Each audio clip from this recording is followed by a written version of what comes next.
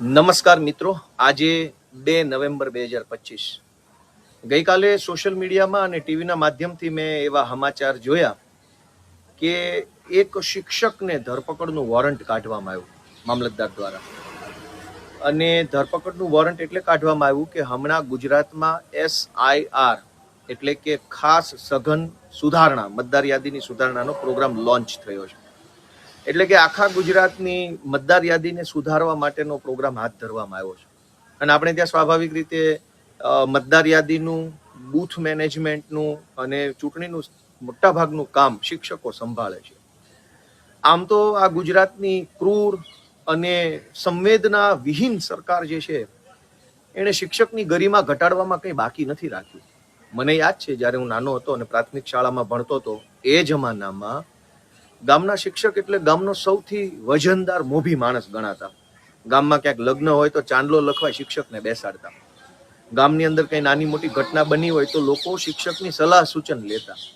ગામની અંદર છોકરાઓ શું ભણવું, આગળ ક્યાં જવું, કયા શહેરમાં ભણવું, કઈ કોલેજ હોસ્ટેલમાં રહેવું, એ બધી જ સલાહ સૂચન શિક્ષકો પાસેથી લેતા. એટલે કે ગામડાની અંદર શિક્ષકનું એવડું મોટું મહત્વ હતું કે લોકો શિક્ષકનો આદર કરતા. અને વિદ્યાર્થીઓ જ નહીં, વિદ્યાર્થીના વાલીઓ, એના પરિવારજનો બધા જ શિક્ષકોનો અત્યંત આદર કરતા. અને મોટી મોટી ઉંમરના માણસો પણ પોતાના શિક્ષકોને યાદ કરતા. અને છોકરાઓ ભણીને જાય ત્યારે શિક્ષકોને એવી રીતે સન્માનિત કરતા કે આ મારા સાહેબ છે, આ અમને ભણાવતા હતા, આ સાહેબના ક્લાસરૂમમાં અમે ભણતા હતા, વગેરે વગેરે. પણ ગુજરાતની ભ્રષ્ટ, દુષ્ટ અને હલકી માનસિકતા ધરાવતી ભાજપની સરકારે ખાલી શિક્ષણનું જ નહીં, શિક્ષકોનું પણ નખોદ કાઢી નાખવામાં કંઈ બાકી નથી રાખ્યું. અને શિક્ષકની ગરિમા સમાજમાં ઘટાડવાની કોઈ કસર નથી છોડી. શિક્ષકો પાસે બધા જ કામ, શૌચાલય કેટલા છે ગામમાં, ખુલ્લામાં શૌચાલય કોણ જાય છે, ખેતરોમાં તીડડા આવ્યા છે તો તીડ ભગાડવાના છે, ન જાણે કેવા કેવા કામ શિક્ષક પાસે કરવામાં છે.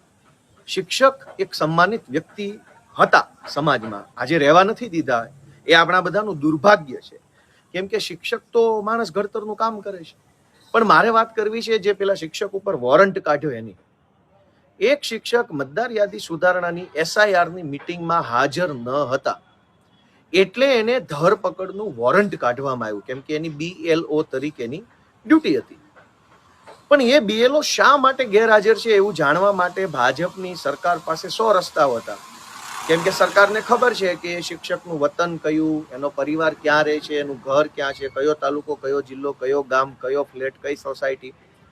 તો ધરપકડ વોરંટ કાઢવાના બદલે સરકાર એક ટેલિફોન કરીને સ્થાનિક પોલીસને કે સ્થાનિક મામલતદારને કે સ્થાનિક TDO કે સ્થાનિક જે કાંઈ વ્યવસ્થાના માણસો છે એને પેલા શિક્ષકના ઘરે મોકલી શક્યા હોત, એ જાણવા માટે કે શિક્ષક જે મતદાર યાદીની મીટિંગમાં નથી આવ્યો એ શા માટે નથી આવ્યો. એના પરિવારમાં કોઈ બીમાર છે, કંઈ બીજી તકલીફ છે, કોઈ કંઈ પરિવાર કંઈ લોન ભરે છે અને હપ્તાનું ટેન્શન છે, બાળકોને કંઈ તકલીફ છે, પરિવારમાં તકલીફ શું છે, કંઈ પણ વ્યાજબી વાત છે તો એને માફ કરી શકાય. એના બદલે ધરપકડ વોરંટ કાઢવામાં આવ્યું. પણ ધરપકડ વોરંટ કાઢ્યું એ વાત પૂરતી નથી. એના કરતાં મોટી વાત એ છે કે એ ધરપકડ વોરંટને ઈરાદાપૂર્વક, આયોજનબદ્ધ રીતે આખા ગુજરાતના WhatsAppમાં નાખવામાં આવ્યું. શું કામ? શિક્ષકોમાં એક ભયનો માહોલ ઉભો કરવા માટે કે જો આ કરી શકીએ અમે, તમે જો અમે કહીએ એમ નહીં કરો ને તો આ ધરપકડ વોરંટો નીકળશે ને જેલમાં જશો. એટલે કાયદેસર રીતે શિક્ષકોને થ્રેટ આપવા, ધમકાવવા, ડરાવવા માટે થઈને વોરંટ કાઢવામાં આવ્યું. એક શિક્ષક છે એની પાસેથી 100 કામ સરકારે લેવા છે, પણ શિક્ષકને જ્યારે કંઈક તકલીફ હોય, અગવડતા હોય, એને પગાર બાબતની વિસંગતતા હોય, બદલીને લઈને કોઈ પ્રશ્નો આવતા હોય, પ્રમોશનને લઈને કોઈ પ્રશ્નો હોય, એના ઉચ્ચતમ પગાર ધોરણ મેળવવા માટેના પ્રશ્નો હોય કે બીજા ત્રીજા પ્રશ્નો હોય, ત્યારે તો સરકારે નથી સાંભળવા. જ્યારે એની પાસેથી કામ કરાવવાનું હોય ત્યારે તો વોરંટ સુધી લઈ જવાની વાત આવી જાય છે કે કામ નહીં કરો તો વોરંટ નીકળશે.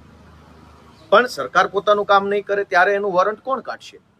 સરકાર જ્યારે શિક્ષકોની ગરિમા ઘટાડવાનું કામ કરશે, શિક્ષકો પાસે ભીડ ભેગી કરાવવાનું કામ કરે છે, શિક્ષકો પાસે રાજકીય તાઇફા કરાવવાનું કામ કરે છે, શિક્ષકોનું સમાજમાં સન્માન ઘટે, શિક્ષકોનું મહત્વ ઘટે, સમાજની નજરોમાંથી શિક્ષકોનું સ્થાન નીચે આવી જાય, એવા પ્રયત્નો જ્યારે ભાજપની સરકાર કરતી હોય ત્યારે ભાજપનું વોરંટ કોણ કાઢશે? હું તો ગુજરાતભરના સૌ શિક્ષકોને 2 હાથ જોડીને વિનંતી કરું છું કે ચાણક્યના વારસદારો ગણી શકાય ચાણક્યએ કીધું હતું, શિક્ષક ક્યારેય સાધારણ નથી હોતો. ભાજપની સરકાર સાધારણ બનાવી દેવાની કોશિશ કરે છે. મતદાર યાદીનું કામ એ રાષ્ટ્ર સેવાનું કામ છે, દેશ સેવાનું કામ છે. એમાં કોઈ ના નથી, બધાએ કરવાનું છે. ખાલી BLOએ નહીં, રાજકીય પક્ષોએ પણ એટલી જ જવાબદારીથી કામ કરવાનું છે. કેમ કે આખરે તો ચૂંટણી રાજકીય પક્ષોએ લડવી છે, નેતા એને બનવું છે, સરકાર એને ચલાવવી છે. જે કાંઈ લાભ મળે, સરકારના વિશેષાધિકારો મળે, એને ભોગવવા છે. શિક્ષકે ક્યાં ભોગવવાના છે? તો રાજકીય પક્ષોની જવાબદારી શિક્ષક કરતા 1000 ગણી મોટી હોવી જોઈએ. દરેક પાર્ટીની, દરેક નેતાની હોવી જોઈએ. શું કામ ન હોવી જોઈએ? મતદાર યાદીનું કામ, ચૂંટણીનું કામ, કેમ કે ચૂંટણી શિક્ષક નથી જીતતો, ચૂંટણી તો નેતા જીતે છે, પાર્ટી જીતે છે, સરકાર પાર્ટીની બને છે. જે પાર્ટીની સરકાર બને એના નેતાઓ જલસા કરે છે. તો શિક્ષકનું વોરંટ શા માટે? એટલે હું ગુજરાતભરના, ભલે શિક્ષકોને લઈને કંઈ અમારી કોઈ ફરિયાદ હોય, કોઈ એકલ શિક્ષકને લઈને કે કોઈ શિક્ષણ વ્યવસ્થાને લઈને, તો એ અમારો હક છે. પણ સામૂહિક રીતે જ્યારે શિક્ષકોને ડરાવવાનું, ધમકાવવાનું કે આવી રીતે ધરપકડના વોરંટોના નામે આખી શિક્ષક સમુદાય છે એની અંદર ભય ઉભો કરવાનું જે ભાજપનું દુષ્કૃત્ય છે, એને હું સખત શબ્દોમાં વખોડું છું. અને આવું ન હોવું જોઈએ. ઓલરેડી શિક્ષણ, શાળા, શિક્ષક અને વિદ્યાર્થીઓનું આખું સિસ્ટમ બગાડી નાખવામાં કોઈ કસર નથી છોડી. કમસે કમ એક શિક્ષકને શાંતિથી જીવવા તો દે આ ભાજપની સરકાર. હું ગુજરાતના બધા શિક્ષકોને વિનંતી કરું છું બાપા, કે આ મતદાર યાદી સુધારણાની અંદર ખૂબ ગંભીરતાથી ધ્યાન આપી અને જ્યાં જ્યાં નકલી મતદારો છે, બોગસ મતદારો છે, ડમી મતદારો છે, ડુપ્લિકેટ મતદારો છે, ફેક મતદારો છે, બધાને કાઢી નાખો મતદાર યાદીમાંથી બહાર. આવતી જ ચૂંટણીમાં જો ભાજપ હારી ન જાય તો કહેજો. ભાજપ પાર્ટી નકલી મતદારો, બોગસ મતદારો, ડબલ મતદારો, એક સરનામા પર 2 વ્યક્તિ, 2 સરનામા પર 10 વ્યક્તિ, બીજા રાજ્યના મતદારો, આવી રીતે ચૂંટણી જીતે છે. અને એવી રીતે ચૂંટણી જીત્યા પછી શિક્ષકો પાસે શું કામ કરાવે છે? તીડ ભગાડવાનું, ભીડ ભેગી કરવાનું, રાજકીય નેતાઓની સરભરા કરાવવાનું. અનેક કાર્યક્રમો સરકારી શાળામાં શિક્ષકો પાસેથી સરભરા કરાવવામાં આવે છે. હું ધારાસભ્ય બન્યો પછી અનેક શિક્ષકો, આચાર્યો મને આગ્રહ કર્યો, પણ મેં 2 હાથ જોડીને ના પાડી કે ભાઈ મારી સરભરા તમારે નથી કરવાની. તમે ગુરુજનો છો, તમે જ્ઞાન આપનારા વ્યક્તિ છો, તમે વિદ્યા પ્રદાન કરનારા વ્યક્તિ છો. તમારી પાસે સરભરા અમારે નથી કરાવવાની, તમારી પાસે સેવા લેવાની નથી, સેવા દેવાની છે. પણ ગુજરાતમાં ભાજપના મામૂલીમાં મામૂલી તાલુકા પ્રમુખ ટાઈપના જે પણ વ્યક્તિઓ છે, જેની રાજનીતિમાં કઈ એવડી મોટી ઉપલબ્ધિ ન ગણાય, એ લોકો શિક્ષકોને દબડાવે છે. એમાંય પંચાયત હસ્તકની શાળા હોય, મ્યુનિસિપલ સ્કૂલ બોર્ડની શાળામાં મ્યુનિસિપાલિટીના ભાજપના નેતાઓ ધાકધમકી કરે. પંચાયત હસ્તકની શાળામાં ભાજપના હાવ લલ્લુ પંજુ જેવા માણસો આવીને શાળાના પ્રિન્સિપાલો, મહિલા શિક્ષકો એને ધાકધમકી કરી જાય. તો દોસ્તો, મારી બધા શિક્ષક મિત્રોને ગુજરાતના વિનંતી છે કે આ ધરપકડ વોરંટ કાઢનારાનું વોરંટ કાઢો. અને એ વોરંટ કાઢવું હોય તો તમે તમારી જે ફરજ છે BLO તરીકેની, એ ફરજ એવી નિષ્ઠાથી બજાવો, એવા દેશભાવનાથી બજાવો કે તમામ નકલી મતદારો, બોગસ મતદારો, ડમી મતદારો મતદાર યાદીમાંથી આઉટ થઈ જાય અને 2027ની ચૂંટણીમાં જ ભાજપનું બધો જ કડદો થઈ જવો જોઈએ.